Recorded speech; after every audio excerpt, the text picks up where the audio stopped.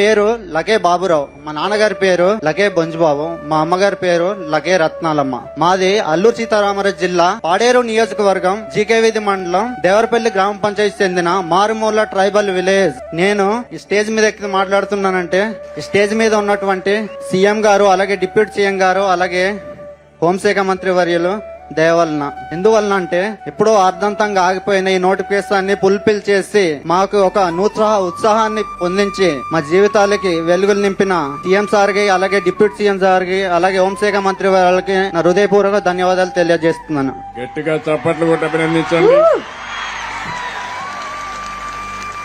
మీరు చూస్తే బాగా చదువుకున్నాడు, బీటెక్ చేశాడు. చేసిన తర్వాత అవుట్ సోర్సింగ్ పని కూడా మీరు చూశారు. కాఫీ గింజలన్నీ కూడా ఎక్కడికక్కడ పనిచేసే పరిస్థితికి వచ్చాడు. పట్టుదల వదిలిపెట్టలేదు, ఉడుం పట్టుబట్టాడు. ఈ రోజు నచ్చిన ఉద్యోగం పోలీస్ కానిస్టేబుల్ ఉద్యోగం వచ్చింది. ఇది ప్రారంభం మాత్రం, ఇక్కడి నుంచి శుభారంభమే. మళ్లీ నువ్వు పోలీసు ఉద్యోగం గాని ఏ ఉద్యోగమైనా ఉన్నత స్థాయికి రావాలి. వస్తావా? నమ్మకమేనా? డెఫినెట్ గా.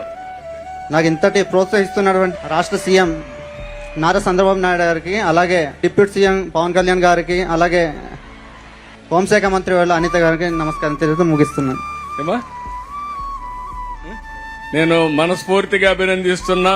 ఉద్యోగం వచ్చినా ప్రజల్ని మర్చిపోలా. మా ఊర్లో రోడ్డు సమస్య ఉంది సార్, అది పరిష్కారం చేయమని అడిగాడు.